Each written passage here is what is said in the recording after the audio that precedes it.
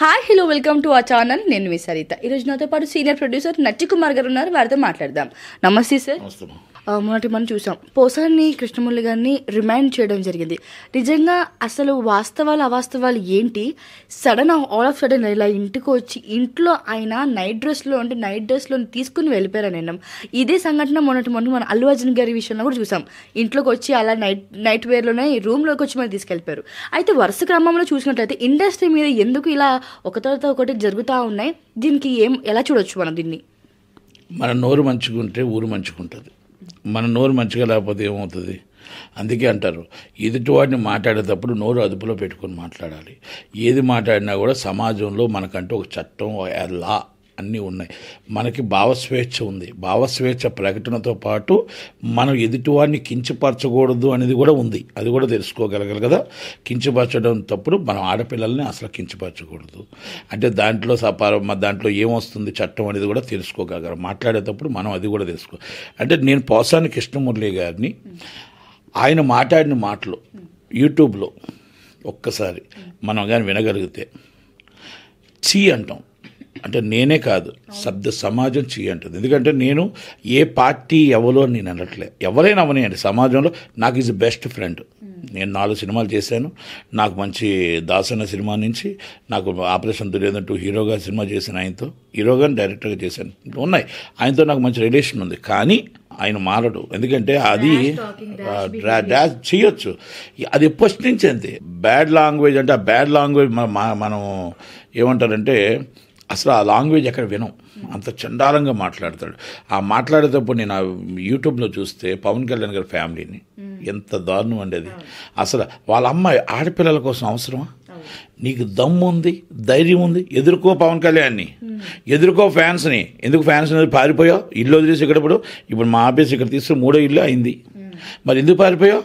అందుకే అంటారు గన్మ్యాన్లు ఉన్నారని రెచ్చిపోతే, నాకు మంది ఉందని రెచ్చిపోతే, గవర్నమెంట్ ఉందని రెచ్చిపోతే ఏదో ఒక రోజు చట్టానికి న్యాయానికి నువ్వు దొరుకుతావు అని మాత్రం గుర్తుపెట్టుకో. అది మాత్రం. ఇంకొక క్వశ్చన్ ఏంటంటే, ఇప్పుడు 15 days or 14 days ఆయనకి రిమాండ్ ఏదో విధించారు. అయితే ఇది ఎక్స్టెండ్గా వెళ్ళే అవకాశం ఏమైనా ఉందా? లేకపోతే ఇక్కడతో ఏమైనా స్టాప్ అవుతుందా? లేకపోతే ఆయనకి ఏం జరగబోతుంది ఇంకా ముందు? ఒక విషయం, మనం చట్టం ఇన్వెస్టిగేషన్లో ఉన్నది 14 కేసులు 13 కేసులు ఉన్నాయి. ఒకటి చట్టం, న్యాయం, లా ఎలా చెప్తుందో అలా మనం వినాలి తప్ప మనం జడ్జిమెంట్ మనం చెప్పడానికి లేదు. ఎందుకంటే జడ్జి గారు ఇప్పుడు అక్కడ కేసులో రిమైండ్ ఉందా, మళ్ళీ బెయిల్ ఇవ్వగలుగుతారా, ఇవ్వలేరా, పాజిబుల్ ఉందా లేదా, వాళ్ళ అడ్వకేట్లు ఉన్నారు, ఇక్కడ గవర్నమెంట్ అడ్వకేట్స్ ఉంటారు. అలాగే 14 కేసుల్లోని ఇప్పుడు బెయిల్ వస్తుందా, లేకపోతే ఎన్ని రోజులు పడుతుంది, మళ్ళీ కస్టడీ పిటిషన్ వేస్తున్నారా, కస్టడీ పిటిషన్లో ఎలవ్ చేస్తారా, ఎలవ్ చేయరనేది జడ్జి గారు ఇష్టం. అంతిమంగా న్యాయస్థానం ఏం చెప్తే దానికి అందరూ బద్దులై ఉండవలసిందే. ఇది ఈజ్ ద రైట్. మనం వాటిల్లో మనం దూరటానికి మనకి ఇన్వెస్టిగేషన్లో కానీ లాలో కానీ మనం చెప్పడానికి మనం ఎవరం కాదు. ఒకటి కాకపోతే ఆయన బిహేవియర్ అనేది కరెక్ట్ కాదు. అలాగని నేను ఏమంటున్నానంటే, మీరు ఏ పార్టీ వారైనా including YCP are TDP and Janasena, మీరు ఒక్కటి గుర్తుపెట్టుకోండి, ఈరోజు మనకు ఎవరు చూస్తున్నారో చూడట్లేదని ఇష్టం వచ్చినట్టు అసభ్యకరంగా మాట్లాడితే మనం కటకటాలు లెక్క పెట్టవలసి వస్తుంది. రేపు ఈ గవర్నమెంట్ ఉంది, రేపు ఇంకో గవర్నమెంట్ వస్తుంది. దాన్ని కూడా గుర్తుపెట్టుకోవాలని మాత్రం తెలుసుకోండి. ఎందుకంటే ఒక పోసాని కృష్ణమురళి గారిది లెసన్ కనుక ప్రతి ఒక్కరికి కూడా చెప్తున్నా, మీరు మాట్లాడేటప్పుడు ఇష్యూస్ బేస్డ్ మాట్లాడండి. లా భావస్వేచ్ఛ ప్రకటన ఏం మాట్లాడాలో మాట్లాడండి. అంతే తప్ప అసభ్యకరంగా మన ఇష్టం వచ్చేటట్టు మన నోరుంది కదా అని చెప్పేసి మన ఇష్టం వచ్చేటట్టు మాట్లాడితే దానికి తగ్గట్టు సమాధానం లా ప్రకారంగా చెప్తారు. చట్టం తన పని తను చేసుకుపోతుంది. ఇందాక మీరు ఒకటి అన్నారు, పోసాని కృష్ణమురళి గారిని అరెస్ట్ చేసేటప్పుడు బట్టలు వేసుకోలేదని. ఆయనకి వాళ్ళకి రైట్ ఉంది. ఆయన వచ్చారు, వారంటీ ఇచ్చారు, అరెస్ట్ చేసుకుంటున్నామన్నారు, వెళ్ళిపోయారు. అది అయితే ఇంకోటి, వాళ్ళకి అక్కడ ఏమైనా మాత్రలు వేసుకోవాలన్నా ఇంకోలైనా హెల్ప్ చేయాల్సిన బాధ్యత ఉంది. మరి వాళ్ళు ఎందుకు అక్కడ ఏమైనా పెద్దగా మరి వాళ్ళ మిసెస్ కూడా పెద్దగా పట్టించుకోలేదు, పిల్లలు కూడా పట్టించుకోలేదు, వెనకాల వెళ్ళలేదు. కానీ supported is party. Jaganmohan Reddy గారు కార్యకర్తలకి అండగా ఉంటాను అనేది ఒక నిదర్శనం చూపించాడు. ఆయన కాల్ కూడా చేశారు జగన్ గారి వాళ్ళ వైఫ్కి. అందుకని కాల్ చేశాడు, మేము ఉంటున్నాం అన్నాడు, అడ్వకేట్ టీం పంపించాడు, మొత్తం టోటల్ ఎమ్మెల్యేలు పంపించాడు. పార్టీ అండగా ఉంది. ఆయన పార్టీకి దూరం అయిపోవచ్చు, కానీ పార్టీ అండగా ఉంది కాబట్టి ఆ పార్టీ ఫ్యామిలీ నమ్మలేదు. కానీ పార్టీ అండగా ఉంది.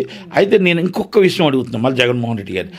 సార్, ఆయన మాట్లాడిన మాటల్లో ఇది మీరు తప్పు అని ఆ రోజే ఖండించుంటే ఇంతవరకు వచ్చేది కాదు. మీ హుందాతనం ఉన్న జగన్మోహన్ రెడ్డి గారు, ఎందుకంటే మీరు పార్టీ నడుపుతున్నారు. రాజశేఖర్ రెడ్డి గారి బిడ్డగా మీరు ఈ పార్టీ నడుపుతున్నప్పుడు మనకు ఆడపిల్లలు అక్కచెల్లెలు అంటున్నాం. మనకి 87 సంవత్సరాలు పవన్ కళ్యాణ్ గారు అమ్మగారు అంటే ఆమె మనకి అమ్మ లాంటిది, మనకు అక్క లాంటి వాళ్ళు, మన పిల్లలు లాంటి వాళ్ళు అసభ్యకరంగా మాట్లాడుతున్నప్పుడు మీరు గట్టిగా మీరు మందలించి ఉంటే ఈరోజు ఈ పరిస్థితి వచ్చేది కాదు అనేది మా విన్నపం. మీరు ఆ పార్టీ ఆయన్ని మీరు సపోర్ట్ చేయడం అనేది మీ పార్టీ లీడర్గా మీరు కార్యకర్తలకి మీ నమ్మకం కోసం మీరు ఇచ్చారు, మీ అడ్వకేట్ని పంపించారు, మంది మార్బల్ని పంపించారు, మంచిది మీ పార్టీ తరపు నుంచి.